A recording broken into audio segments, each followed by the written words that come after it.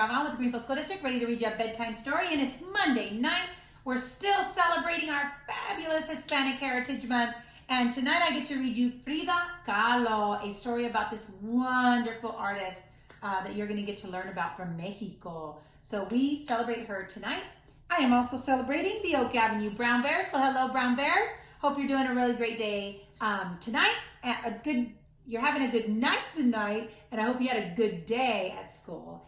All of our bears in all of our schools. So thanks for being here. Hola comunidad de Greenfield, soy Superintendent Galvan aquí con ustedes del Distrito Escolar de Greenfield leyendo más historias. Estamos celebrando hispanos latinos por todo el mes de septiembre 15 hasta el octubre 15. Sí, y esta historia se llama Frida Kahlo. Vamos a celebrar una mexicana latina que era una artista. So vamos a leer de su vida para aprender de cómo fue su vida. Okay, so thank you for being here. Frida Kahlo was one of the greatest artists of the 20th century. She was born in Coyoacán, Mexico in 1907. Frida grew up during the Mexican Revolution, an event that influenced her life and changed the art in Mexico forever. Some of Frida's most famous works are self-portraits. In many of them, she shows herself surrounded by all of the things that were important to her. Frida loved flowers, plants, forests, animals, costumes, jewelry, and ancient gods and idols that were found only in Mexico. Frida often showed unpleasant things that happened in her life.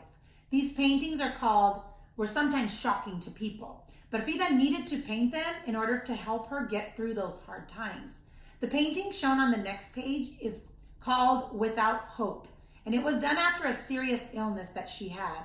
Frida had grown weak and had no appetite.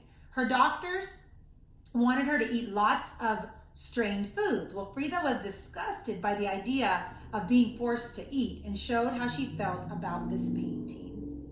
Showed how she felt in this painting.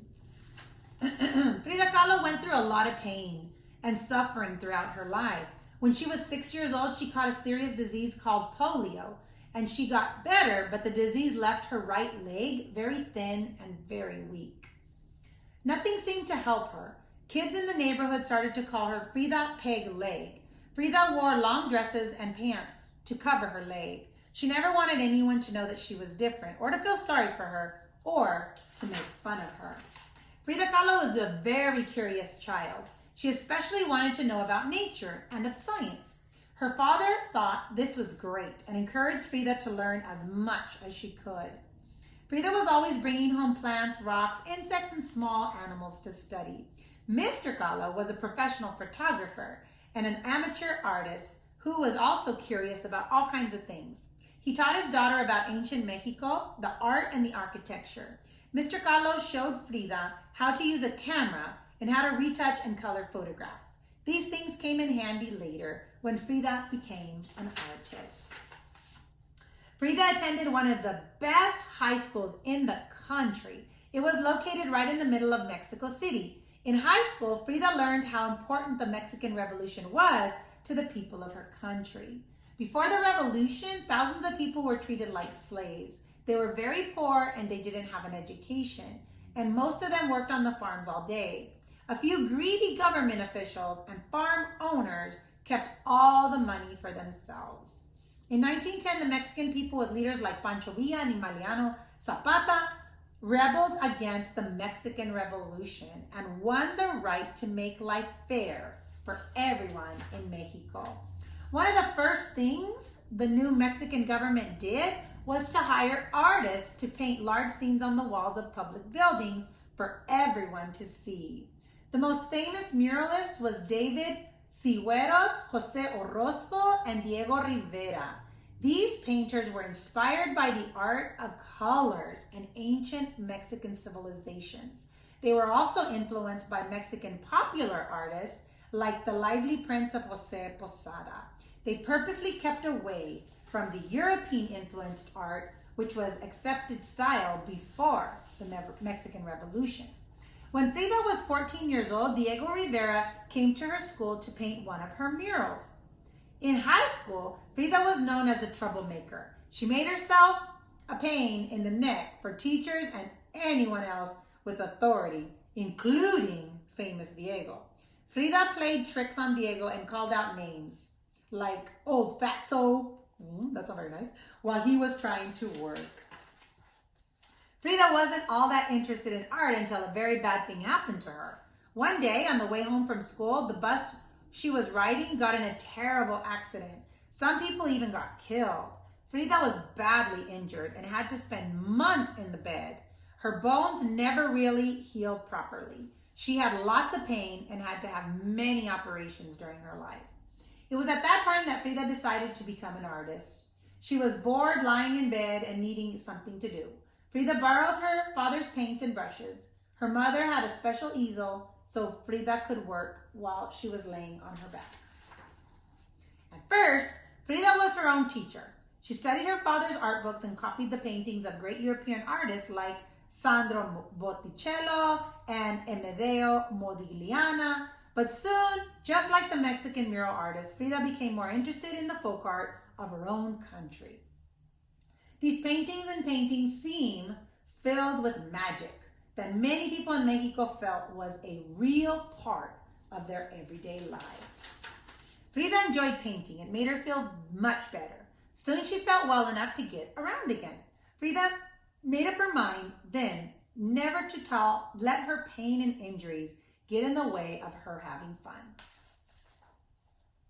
At one party, she was introduced to Diego Rivera. He didn't remember Frida because she was grown up now and looked much different.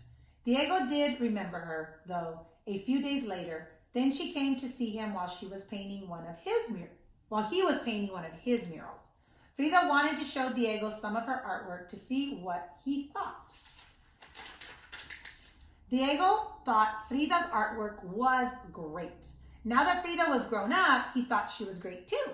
Frida invited Diego to her home to look at the other paintings she had done. Diego visited Frida home very often. He and Frida got to know each other very well and they started dating. After a while, they fell in love. Even though Diego was more than 20 years older than Frida, they decided to get married. Diego always encouraged Frida to love her art. Now Frida Kahlo was the wife of one of the most famous artists in the world. At first, it was fine with her to just take care of her husband. Frida enjoyed being with Diego every day while he worked, but she wasn't doing much of her art on her own. In the 1930s, Diego was asked to paint murals in the United States. Diego and Frida traveled there often and were admired wherever they went. Frida Kahlo painted her feelings in a way that has never been seen before. As time went on, her work started to become as well known as her famous husband. Frida was able to show her happiness, her disappointment, and even some of her pain. Her paintings are filled with Mexican colors and images that could have come only from someone who loved their country as much as she did.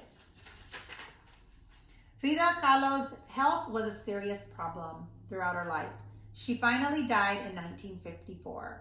But early on, Frida had decided to enjoy life as much as possible. She always spent a lot of time fixing her hair and dressing in beautiful dresses and costumes. Some of her friends said that when she was finished, she had become almost a piece of art herself. And that's the story for us tonight. Frida Kahlo. Wow, what a beautiful story. If you are an artist, if you love art, please keep painting, keep drawing, keep coloring, because that's how Frida started too. And now she was like super famous. So our kids right here in Greenfield can be exactly like that. So keep your dreams alive. I'm Superintendent Galvan with the Greenfield School District, sending a great big bear hug from our family to yours.